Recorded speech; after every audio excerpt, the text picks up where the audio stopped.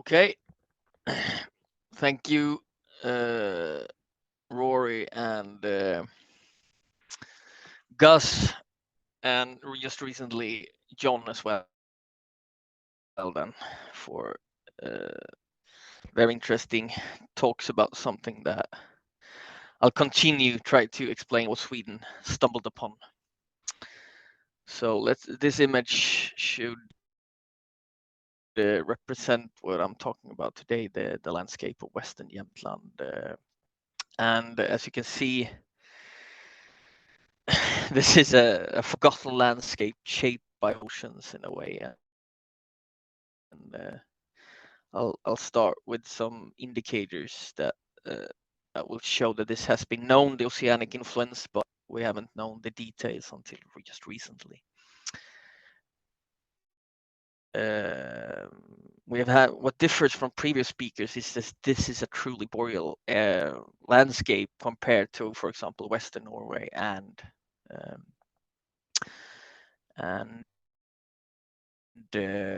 especially Scotland, Ireland, and so on. We have a lot of snow, a long winter, and a lot of boreal spruce pine forests.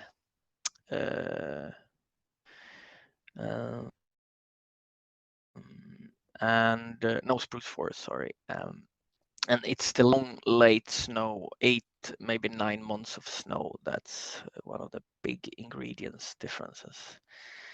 Another one is that I'm going to talk about the Ireland, Scotland has their habitats has been studied for at least 100 years or more. In Norway, decades. And here it's only 2 seasons really that we've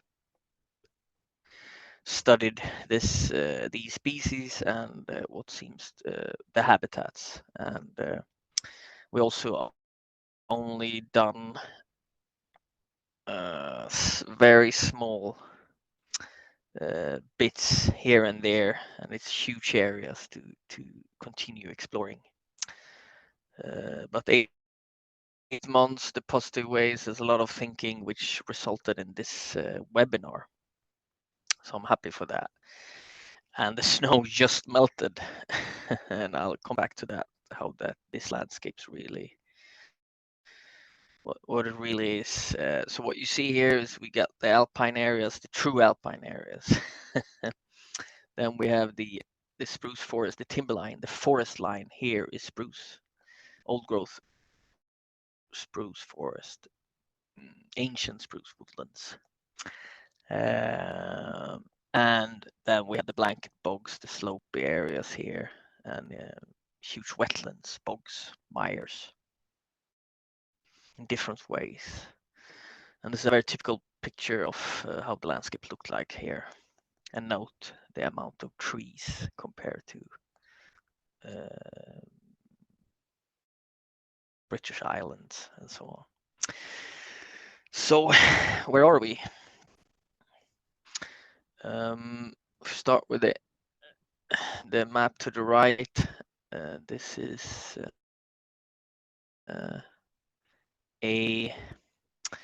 we're in the middle of Sweden, and so northwest of Sweden, and Tundelag is here with Trondheim, the Trondheim fjord, and up here is Lofoten, and Stockholm is down here, Gothenburg further down. So where are we? So this is the area. As you can see, these polygons, these areas with different colors is days with precipitation, which John mentioned is very important. And the orange areas here are days with more than 200, 220 days with rain. And we even have a quite big area here with more than 220, 240 days with rain. This area that has an influence, oceanic influence, I'd say is around 1 million hectares. with undefined forest types like boreal rainforest, suboceanic spruce forest, and the Myers and the alpine areas. Sweden don't know what kind of habitats we have within this area. But this webinar is a start to just understand that. But we'll focus on the hepatics and the oceanic heaths. Another big difference is that this border, uh, this border between our countries, is that if you go left to Trondheim, they have their universities, and it's very well studied from their universities. But if you come to Sweden, this part, we're far away from anyone doing research in these areas. There are some universities in Östersund, but they're mainly along the coast. So it's very far away from many universities, and that's probably a reason why these areas haven't been studied.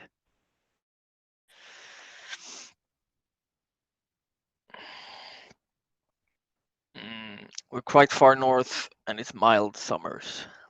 Uh, this is not a place to go on summer holidays.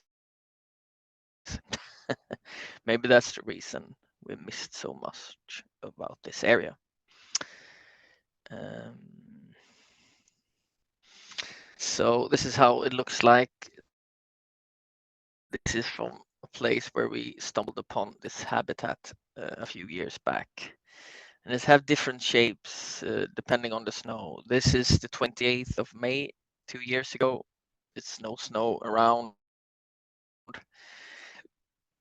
Huge areas of spruce forest, spruce woodlands, and you see heaths, bogs in slopes. But see here, this is the Skäckefjällen, which is the biological hotspot for this area so far that we haven't started looking at yet.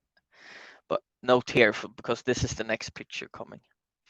This is the 21st of May, 4 years ago, 2020. This is at least 1 meters of snow, and the wind shelter we were looking for, we couldn't find it, which means it's at least 2-3 meters in the northern areas, as you can see here, the slopes. So this truly shows that we have large areas with late snow beds. That could be positive for these habitats. And when the snow melts, it's mild summers, but I don't have the data. And as I said previously, we haven't studied these areas with like the Norwegians. They have data on the temperatures and so on. We haven't done any analysis or anything about this because no one is actually working with this habitats. What I'm present here is my gathered experience of this. It's only one person and a few 2 seasons of looking at this habitat. But you can see it's different a lot about the late snow. And this is in the autumn, September, October. It can look like this with ravine landscaped spruce, and on the hills we have pine and then the alpine areas above, and this is a northeastern slope. So as I said, we've known for a long time that this area has some kind of oceanic influence. To start with, it's the Nathesium ossifragum that is the main species here. It's just all the bogs here are just covered with it, just an ocean of Nathesium, and that says a lot. And then if you go into the forest floors and in the edges, like we heard other speakers mention, we have the Blechnum spicant on the edges of blanket, the bogs, mires, the margins. Then if you go into the spruce woodlands, we have huge areas of this. And these species is something that I heard that in Vancouver and the western North America. They have in the western hemlock forest, I think it's called. So there's a similarities. But then if you look at mosses, not hepatics, but the mosses, Plagiaultesium denticulatum and Rhytidia delphus laureus are two species. That's for Sweden is really southwestern, but they reappear up here north again. And it's a very typical species for especially the forest floor, but also in some special bog areas, bog vegetation. So these have been known before and give us the hints of what we have. If we move further up, we also get the alpine areas. This is the southern, this is Mount Helags with Sweden's most southern glacier. On these peaks, we have the Oedipodium graffitianum, which is a suboceanic species. And talking to John and the Norwegian bryologist, usually it's common along the coast, close to the coast, the ocean. But here, it's so far in Sweden, it's only up on these alpine, the top edges of these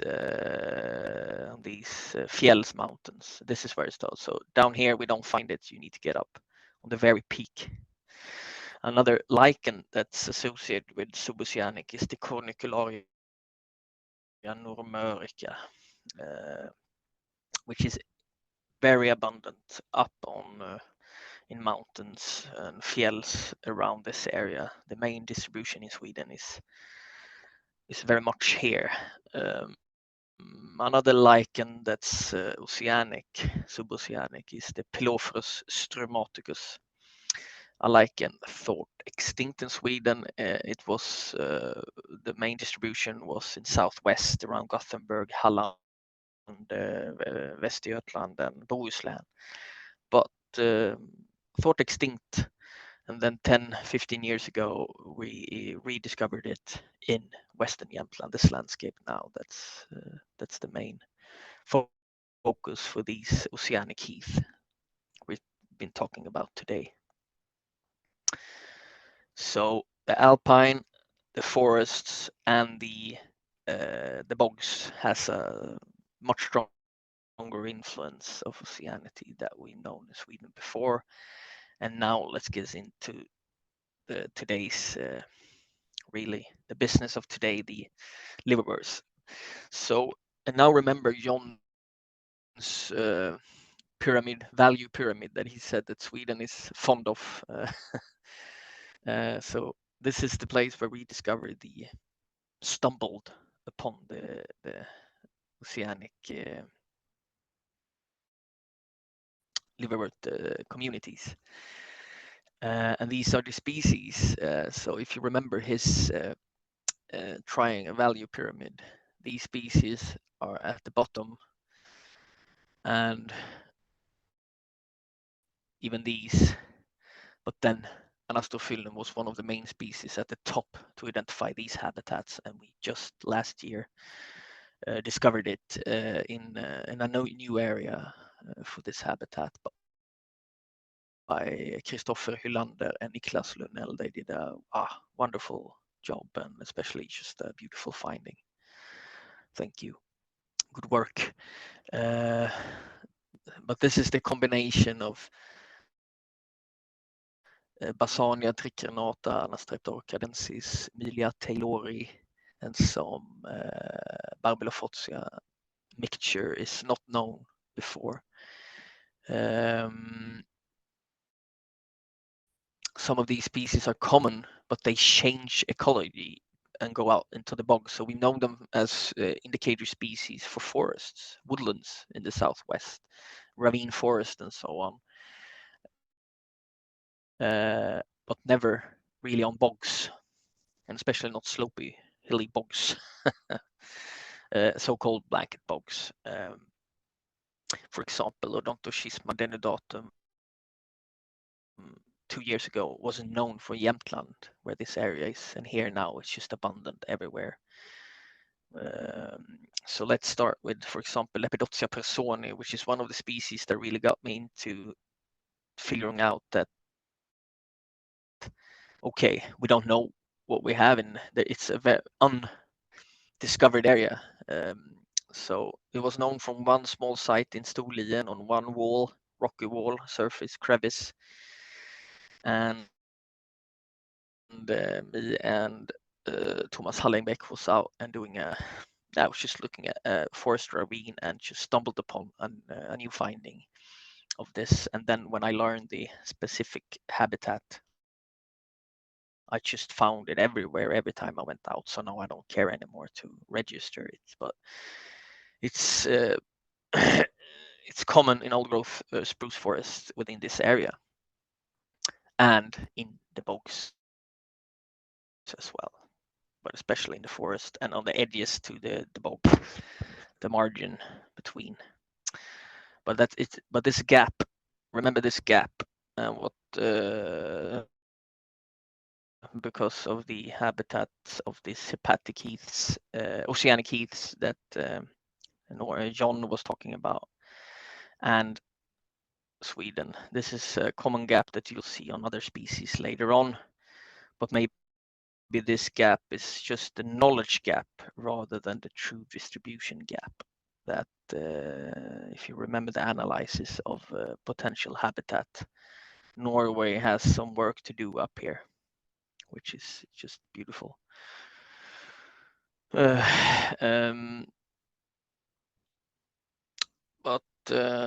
so this is this sign that just that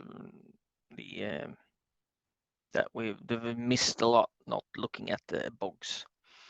It shows that this landscape is undiscovered, unexplored. Yeah, and we can go here, but if you remember, the Anastrepta orcadensis had a very few findings in Sweden at all, extremely rare, and where we had it before was in ravine forest on rock surface crevices, usually just one or two patches in a beautiful old growth ravine all the way south to Sweden, but extremely rare. Here is just covering the ground floor, which just that is extremely new for us, and strengthened by John's and the Norwegians' description of the boreal oceanic heath. The same goes with Curtia trichoclados, which is a species that was even more rare.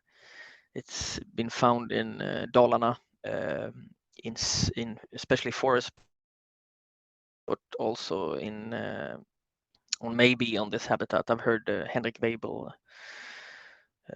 one of our very true experts on these species and habitat species, said that we might have similar habitat further south than this in a different county, and I'm really looking forward to see some pictures of the habitats and findings after this webinar for people to start exploring it down there as well. And here the Curtia trichoclados, from rarely been seen at all to being part of the vegetation for kilometers of oceanic heath.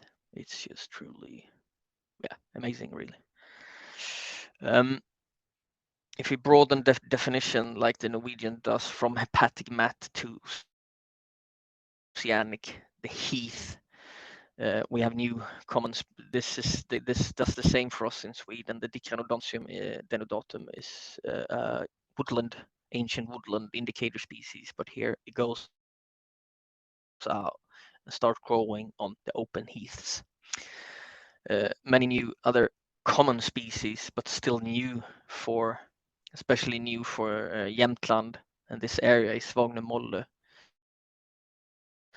To that common Svagnum to not been seen up here, it just shows that we haven't really looked at this habitat. The same goes with Dicranodontium denudatum I just mentioned, and Dicranelaetromalla, for example. And now I broaden also the definition from Hepatics to mosses and dwarf shrubs and grass, sedges, and so on. If we go further to the definition of oceanic heath, this is the landscape we're talking about. And last year we once again just stumbled upon two new, in a way, common species, but not seen three new species in this habitat. This is the Leucobrium glaucum. We're not in Sweden used to seeing it grow like this. It's usually dense cushions, but this is flat, combined with Racomytrium and this Hypnum imponens, which also is new for Jämtland. So these northern slopes here is something very well developed habitat, and on the more these rocky surfaces, the bedrock of granite in these margins, we also find Campylopus flexuosus. And if you look at the distribution of Campylopus species, it's a Western Oceanic species for sure, with no species in that genre at all.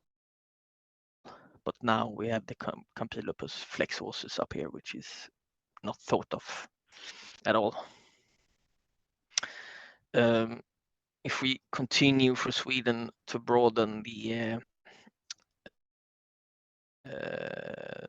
how to define these habitats, Norway, as John mentioned, well, I don't know if he mentioned it here, but he sent me some papers, journals that reports that they have a habitat called boreal rainforest with pine, and it's defined by slopy, hilly bog forests with large hepatics on the ground floor, and also some other species, where the main indicator species is the Anastrophyllum donianum for that habitat. And their habitats is usually here. This is the main area for their habitat of boreal rainforest with pine. And these two were, this is not Anastrophyllum donianum. They are wrong in the herbarium, so that's not the distribution. So we have that species up here, and we have these habitats. There's also some lichens connected to this habitat on the pine or the birch in this area, which is Artotelium norvegicum, for example, and we just found it a few years ago. And we also find two other lichens on the trees here, the deadwood of pine, which is new for Sweden, which is the Protoparmelia ochrococca, and Lesidia subhumida, which is also oceanic species that strengthen this habitat to not only define it through the ground vegetation, but also the trees. And this is one important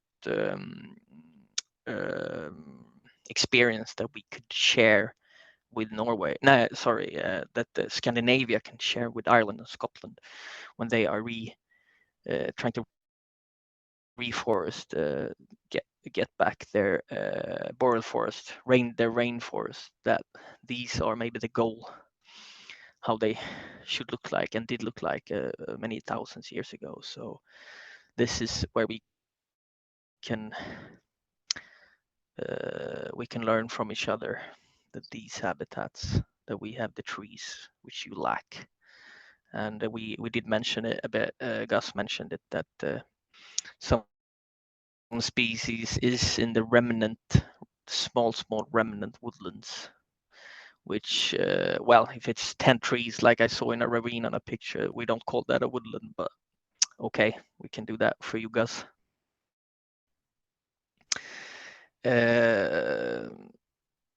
But remember this gap again. So this is like the Lepidoptera personi. It's either a knowledge gap or the true gap of distribution, but I'm not sure about that. If you remember the habitat analysis of the big Scapania ornithopodoides and Anastophyllum and so on. There are good potential habitats in the northern Trøndelag, which they haven't really looked at yet. So there's a hopefully they can start finding more of these habitats if they do surveys up here, and our findings up here really strengthen their habitat analysis, which is amazing, which Christine Wangen I think so. Thank you for that. So we might have boreal rainforest in Sweden, which is amazing. So, okay, the distribution of this. We only done small pinpoints to where we've been, and these are the small areas where we found the habitat. This is the main area where we first stumbled upon it. Further here, and then some small on some square kilometers here. This is the Anastophyllum donianum, and just a few days ago I just went here and stumbled upon the habitat here with the pine and the oceanic liverworts here. And as you saw, there's huge areas of bogs around. Well, if you look at the maps with this huge areas with potential that we need to start defining through analysis. I mean, here's this pine bogland just continues all the way here, really. This is square kilometers after square kilometers, really. Huge areas, and all the way here as well. And in here, but we need a plan. Sweden need to actually accept or not accept, well, define that these habitats exist in Sweden or not, and start working in a better way than just some bryologists doing some exploration a week there and a day there and so on. This needs to big grasp on it. And one big difference for us and for Scotland and so on is that we find these species, the hepatics, on peat soil in bog areas, but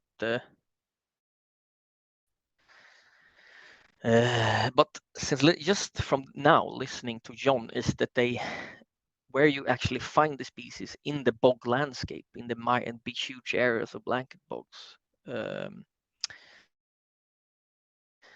is in the margins, the edges, where it's actually more of a thin soil rather than bog peat soil. I don't know.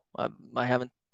I just my memory is that that's actually true. So maybe it's not everywhere on the blanket bogs, but a big part of the species composition it might be in the margins.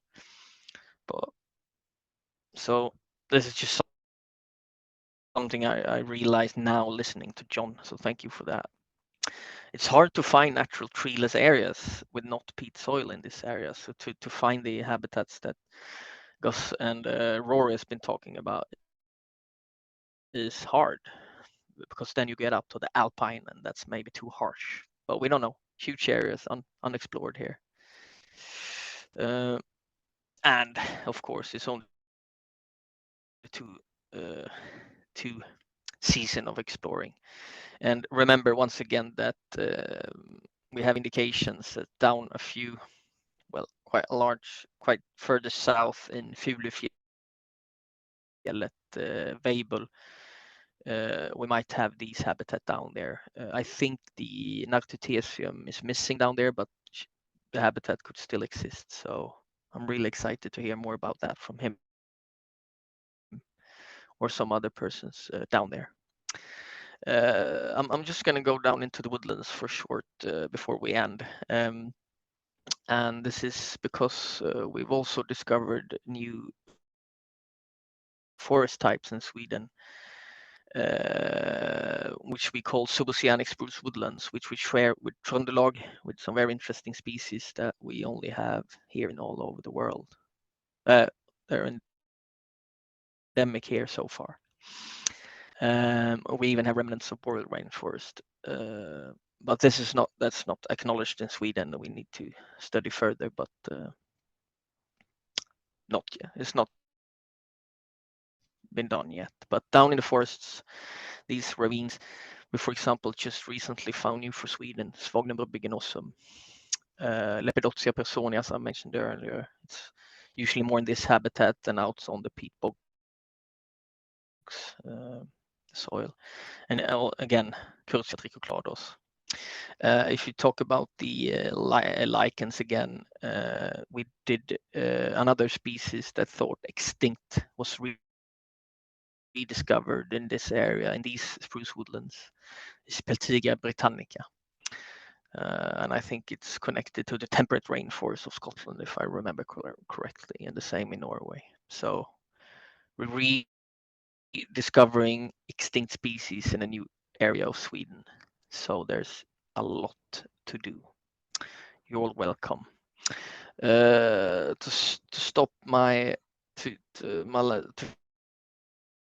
finish my presentation, Mossornas Vänner is starting a project called Boreal Oceanic Heath, Boreal Oceanic Hed on Swedish. The objective is to study this habitat more. This habitat in itself and the species composition and of course the distribution. That's the object. We'll do this through webinar, field excursion, workshops, and hopefully someone within this project, if you got fundings or another way, do the habitat modeling that John talked about, that Kristin Wangen and other did. So if you're interested in joining, be a part of this, we just started. This is the start in a way, doing this webinar. You see my email here, Fredrik Larsson, if you want to start. And hopefully we'll do an excursion next year, 2025. So even if you're from abroad, especially from abroad, maybe with experience of these habitats, please contact and we can see what we can organize. But we'll do for sure on a trip excursion next year. So that's and if you want to go here by yourself, please contact me and I'll give you a help to where to go and where to stay. If you want to go here, maybe I can join. Please contact. So that was me. That's it for me of the Swedish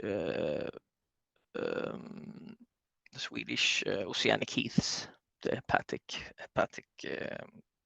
communities. And as I said, it's I've been talking for 30 minutes about something that we Swedes really don't know much about, and hopefully it was helpful.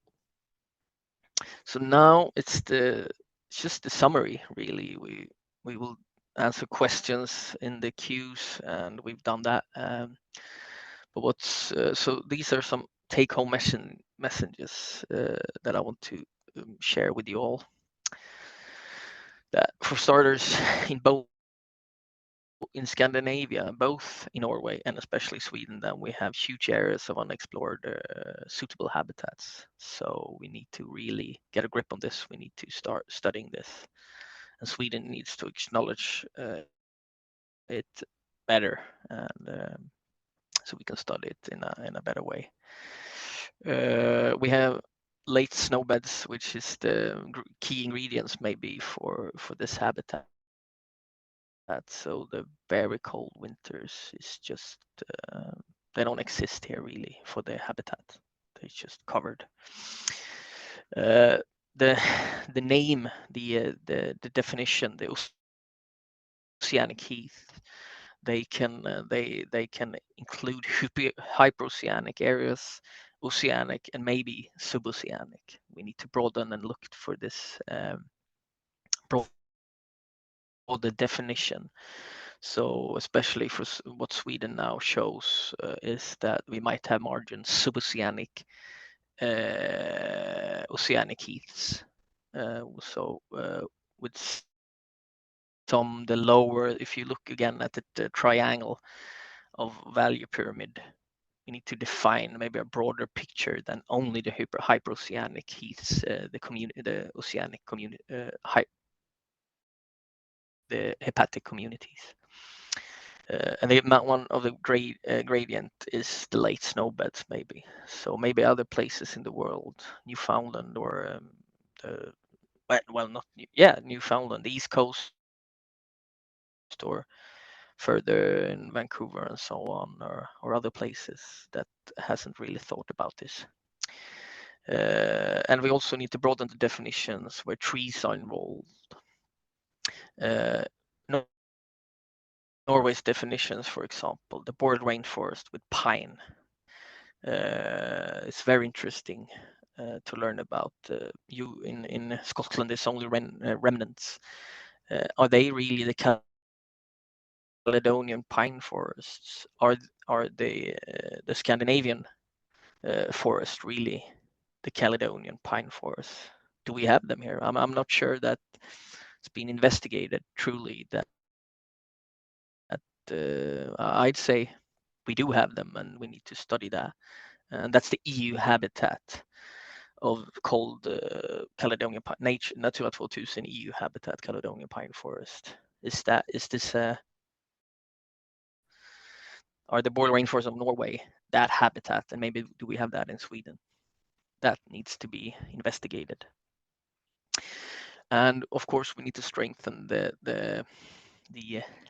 exchange the knowledge. And it really shows that I thought at the beginning we need that we here need to learn from that's us that needs to learn from your hyperoceanic areas.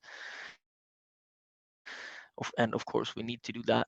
Your experience, 100 years of studying this habitat, but this shows that also Scotland and Ireland has a lot to learn from the Scandinavian woodland habitats, both with peat soil and not, to see what kind of habitats that you actually lost.